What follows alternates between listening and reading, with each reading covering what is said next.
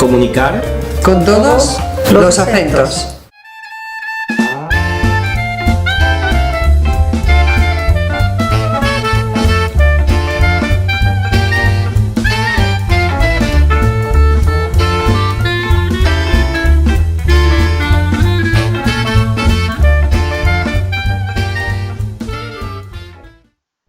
En videoconferencia con Comunicar con todos los acentos tenemos a Ana Campos Ampiero, que forma parte de la Secretaría del Partido de la Refundación Comunista, habla perfectamente nuestro idioma y nos ayudará a entender las consecuencias políticas de la emergencia sanitaria que está viviendo Italia con el avanzar de contagiados por el COVID-19. Hola Ana, ¿qué tal? Hola María, buenas tardes, ¿cómo estás? Muy bien, un beso en la distancia que no es contagioso. Claro, que es lo que tenemos que acostumbrarnos, me parece, ¿no? Por supuesto. Pero igual podemos socializar gracias a las nuevas tecnologías, eso no nos va a faltar nunca. A ver, Ana, quiero hacer un preámbulo y aclarar que ni tú ni yo somos médicas, ni nada por el estilo. Así que no afrontaremos el argumento bajo ese punto de vista. Pero sí es verdad que vivimos en Milán, en el norte de Italia, la zona más afectada en cuanto a contagiados de coronavirus, y eso nos da la experiencia, por lo menos suficiente, para poder hablar de nuestros día a día.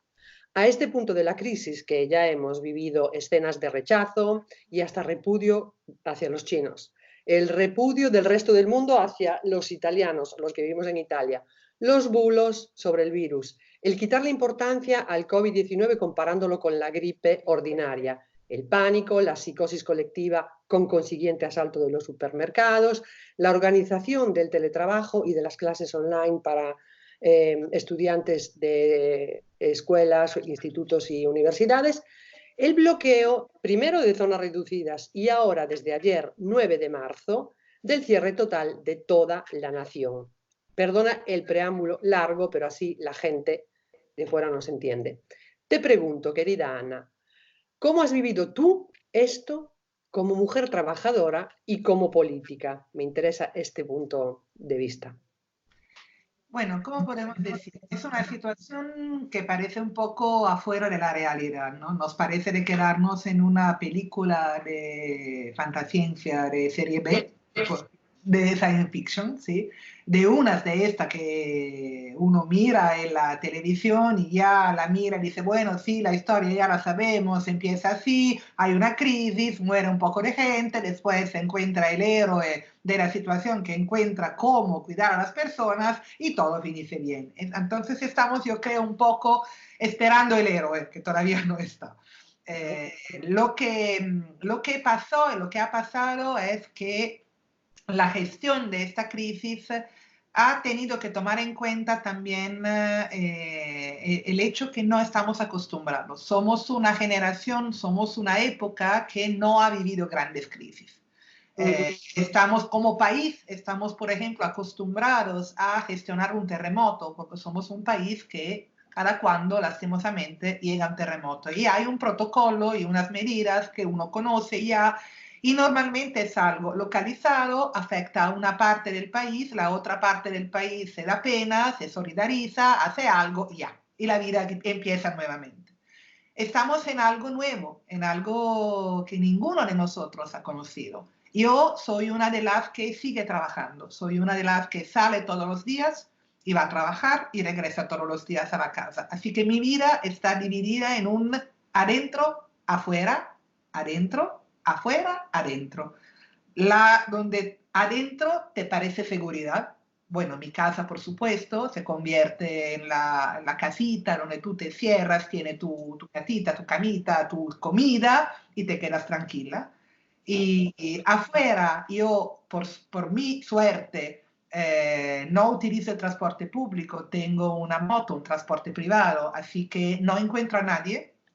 Y hay momentos para quedarnos siempre con una comparación con películas que me parece ser Mad Max, con mi moto cruzando la ciudad, que, te confieso, no está vacía. Es el primer punto. Hay menos gente. No es posible que todo el mundo trabaje desde casa, es imposible. Pero sí se redujo mucho la cantidad de gente. bueno, no hay estudiantes y esto ya te quita una buena parte, sea de tráfico, la gente que acompaña a los estudiantes o los mismos. Hay una buena parte de trabajadores, lo que pueden, que está haciendo el famoso llamado smart working, el trabajo desde la casa. Hay una parte de gente que no puede, pero yo lo que me da la idea es que también hay gente que sigue más o menos haciendo su vida. Y esta es la parte complicada. Es decir, que para que la gente entienda, hemos tenido como un crecimiento de las medidas de cada 48 horas, porque el contagio tiene una rapidez durísima, durísima. Elevada. Y todavía no hemos llegado al punto máximo.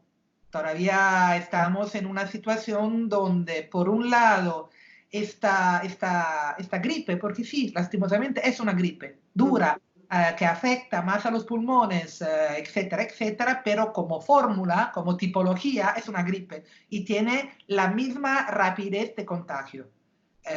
No, superior, dicen.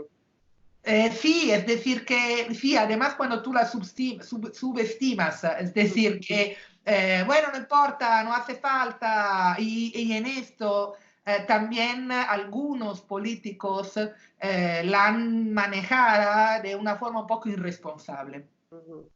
Y esto por la parte de mi cotidianidad, así que tú vives con una pequeña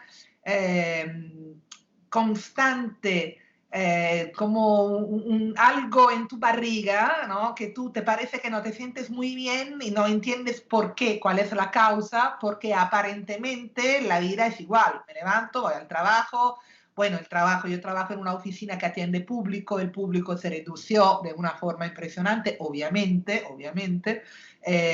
y lo tengo que hacer con mascarita y guantes. Así que hay algo que cambia, pero no es algo que cambia increíblemente. Lo que me ha sí cambiado radicalmente es la parte política. Claro. No podemos hacer reuniones, no podemos hacer encuentros, no podemos hacer la política como la hemos hecho hasta hoy. Y esta es la primera dificultad de cómo tenemos que organizarnos, porque de toda forma hay cosas que siguen, ¿no? Y no podemos contestar. Y esta es la primera parte. La otra parte es, como política, la preocupación. La preocupación porque la impresión que yo he tenido es que también en la gestión de la emergencia se ha considerado el interés privado por encima del bienestar público.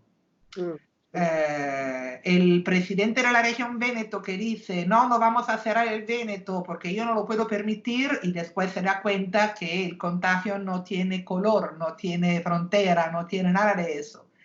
Y esta forma de gestionarla ha autorizado la irresponsabilidad de los ciudadanos. No estamos viviendo una época hace 40 años que nos dicen que no somos colectividad, que somos individuos, que somos solo individuos. Así que cuando te piden, te obligan o tendrías que portarte como colectividad, no somos capaces. Esto es la tragedia de este momento.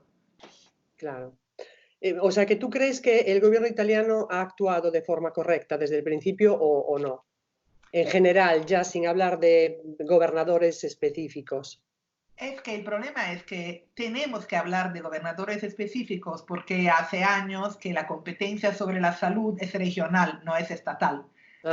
Ha sido una elección hecha en 2008 con un cambio de la Constitución italiana que otorgaba a las regiones la competencia sobre algunos temas, la salud, las escuelas, etc. Esta es la razón, por ejemplo, porque en cada región la escuela empieza en días diferentes, para hacer un ejemplo simple. Y la gestión de la salud es autónoma, es de cada región. Y el gobierno no podía, lo está empezando a hacer ahora porque estamos casi en un estado de emergencia, con un decreto específico, no podía imponer o obligar a cada región de hacer la misma cosa. Esto es una de las consecuencias del haber pensado de no tener una gestión de la salud pública estatal. Esto es la primera cosa. Han actuado como lo que podían actuar. O sea, yo no pertenezco como parte política a ninguno de los que están gobernando, pero me imagino que ellos también se han encontrado con, nosotros decimos, una pata hirviente, o sea que... Patata. Sí, No, una papa, sí, como te decía antes, no, sí, no una pata, una papa. Como te decía antes, es una situación que nadie ha vivido y no somos un país como China. Se toma una decisión, se aplica la decisión y nadie discute. Aquí hay que ponerse de acuerdo con la oposición, hay que ver cuál oportunismo político, cuál interés gana antes y después el otro, porque falta hace años, como te decía, poner por encima el bienestar colectivo. esto es una lección que estamos aprendiendo, que podrá servir en un futuro. Eso tendría que ser, es decir, que hay que respetar las medidas, tener respeto por lo que están intentando gobernar este fenómeno, pero no hay que olvidar ni las razones por las cuales estamos en esta crisis. En los últimos 10 años, los cortes a la salud pública han sido casi de 37 billones de euros.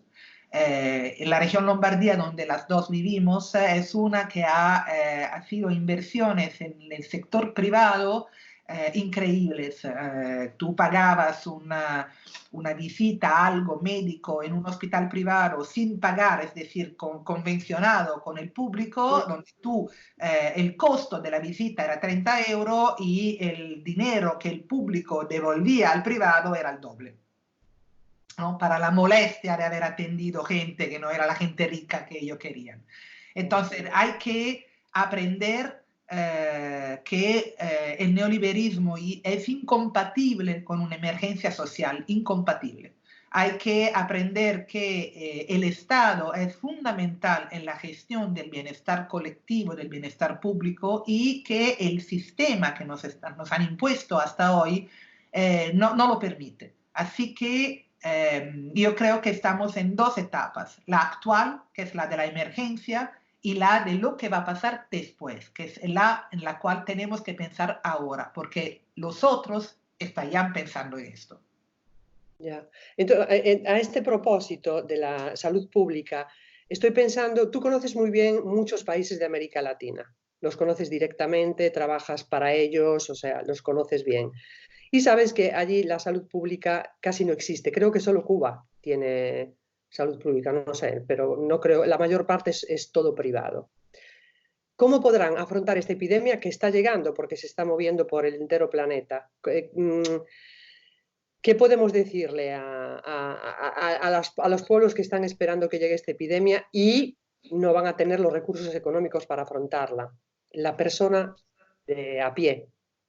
El problema es que donde existen gobiernos socialistas, en el sentido del socialismo del 21 siglo, tiene esta visión, tú has mencionado Cuba, ellos tienen una visión de bienestar colectivo, tienen una gestión del Estado que pone por encima esto. Eso es socialismo, no es otra cosa. Correcto. Donde esto no existe, yo creo que los pueblos, la gente que nos escucha, tiene que tomar bien presente que no van a tener ninguna posibilidad de ayuda. En Estados Unidos, el tampón para saber si tú eres positivo o no cuesta $3,000. $3,000, una locura total. Y entonces, el llamado que uno tendría que hacer a los gobiernos, no importa, fascistas, neoliberales, lo que sea, es que tienen que tomar en cuenta que van a enfrentar una tragedia de proporción inimaginables y tienes que ponerse desde ahora a considerar que no puede ser una contratación con el privado. El Estado tiene que asumirse un momento de salud pública, de atender a todas las personas. Este virus se contagia de una forma impresionante. Nosotras hemos sido obligadas a pasar un 8 de marzo sin poder bajar en la calle, sin poder gritar, sin poder hacer lo que hemos hecho hace años. En los demás países de América Latina hemos visto marchas impresionantes, maravillosas. Este virus tiene 14 días de tiempo para manifestarse. Resultan ya casos en Colombia, resultan ya casos en Ecuador. No puede ser un caso, ¿me entiendes? Es decir, que lastimosamente, sí, este virus se va a difundir y es algo que hay que enfrentar de una forma colectiva. De otra forma, te vas a encontrar con gente que muere en su casa y tú nunca lo vas a saber. Esto será la realidad verdadera. Terrible. Bueno, Ana, voy a leerte una frase de Albert Einstein sobre las crisis. Es un poco larga, prepárate. No pretendamos que las cosas cambien si siempre hacemos lo mismo. La crisis es la mejor bendición que puede sucederle a personas y países, porque la crisis trae progresos. La creatividad nace de la angustia como el día nace de la noche oscura. Es en la crisis que nace la inventiva, los descubrimientos y las grandes estrategias. Quien supera la crisis se supera a sí mismo sin quedar superado. Quien atribuye a la crisis sus fracasos y penurias violenta su propio talento y respeta más a los problemas que a las soluciones. Ana, ¿qué podríamos aprender nosotros de esta crisis concreta? ¿Y qué lección le queda a la política y a quienes hacen política, que son, en definitiva, quienes deciden sobre algo tan importante como nuestra salud, nuestras vidas? Mira, el problema es que la crisis todavía no ha llegado. Esta es una emergencia. Estamos en una emergencia sanitaria. Esta emergencia sanitaria conllevará una crisis económica que tú no puedes tampoco pensar. Imagínate a las pequeñas y medianas empresas que no trabajan. Imagínate a todas las tiendas que están cerrando y parece que a partir de mañana van a quedarse abiertas solo las que venden comidas, géneros, lo que llaman de primera necesidad. Entonces, ¿cuál es la lección que tenemos que aprender? Aparte de lo que ya te decía, que el sistema neoliberal es incompatible con una sociedad que considere la colectividad como algo del cual interesarse, algo que hay que cuidar. Pero la cosa que tenemos que proponer a partir de ahora es que las medidas para la salud pública, para evitar que haya contagios, son fundamentales. Yo quiero saber ahora qué vamos a hacer por la gente que no va a tener renta, que no va a tener salario, que no puede pagar el préstamo, que no puede pagar el alquiler de la casa, que no va a tener manera para sobrevivir económicamente. Gente que está utilizando sus vacaciones, la gente que no aguanta. Vivimos en una ciudad donde la precariedad es la forma, el 50% de la gente que vive en esta ciudad no va a tener salario, no va a saber cómo llevar un plato de comida en la mesa. Y entonces, ¿el problema cuál es? Mi miedo. Y ahí entra la política que tiene que ser de izquierda. Bajo una emergencia se aplica lo que se llama shock economy, la economía del choque, donde tú recibes y aceptas cualquier cosa porque estás en una situación dramática y no hay elección. Entonces nosotros no tenemos que esperar, porque te garantizo que la parte de los que están haciendo de todas formas beneficios, hay una especulación financiera sobre el virus que es increíble. Vamos a encontrarnos con los ricos que se quedarán aún más ricos y un número de gente pobre, realmente pobre, con recesión, con dificultades, que aceptará cualquier cosa para ver algo a comer o algo a trabajar. Hay que exigir a partir de ahora que el Estado haga inversiones públicas, que se considere una forma de ayuda. Esto es como una guerra. Necesitamos como un nuevo plan Marshall hecho al interno de la Unión Europea, porque va a afectar toda la Unión Europea. Y tiene que tener una visión socialista y no una visión capitalista. ¿Pero a qué te refieres cuando dices que hay una especulación sobre este virus? Hay especulación financiera, sea en las bolsas, hay gente que está acumulando dinero, a pesar que Milán está perdiendo. Hay que cerrar, tendremos que cerrar las bolsas en este momento, porque hay la especulación sobre el número de los muertos, sobre la búsqueda de la vacuna. Hay especulación financiera, como tú sabes, sobre cualquier cosa. Así que de verdad, al final de todo eso, porque yo quiero decir y repetir que vamos a tener un después. Nuestra vida estará dividida en un antes, en el ahora, en este presente, que es complicadísimo para cada uno de nosotros porque es algo nuevo que no sabemos cómo gestionar, y un después. Entonces ahora lo que necesitamos es solidaridad, ayudar a las personas que están solas, ayudar a las personas que tienen miedo, llamar a tus amigos, darle una palabra, escuchar una voz amiga. Este aislamiento forzoso nos está matando de verdad. Y el después no hay que esperar, hay que hacer como políticos, tenemos la responsabilidad de acusar a los que hay que acusar. No olvidar quién ha privatizado la salud, quién ha propuesto un modelo neoliberal, no olvidarlo, porque esta gente intentará de salir como héroes que han enfrentado la grande crisis, etcétera, etcétera. Yo no voy a olvidar dónde está el origen de todos los fracasos del enfrentamiento y proponer un nuevo modelo de sociedad, porque es necesario. Esto nos muestra que es necesario. Como te decía, siempre hay un después. De cualquier tragedia se sale, ¿no? De una forma o de la otra. Se paga un precio y creo que el precio de esta vez va a ser muy alto, muy caro. Por eso que hay que aprender. La esperanza es respetamos las medidas que nos están dando, nos afectan, nos dañan, nos parece y es una limitación de nuestras libertades, pero no existimos solo nosotros. Yo puedo ser un portatore sano, un positivo que contagia sin tener ningún síntomas. Así que en este momento hay que darnos prioridades. El tema de los límites de nuestra libertad lo enfrentaremos después.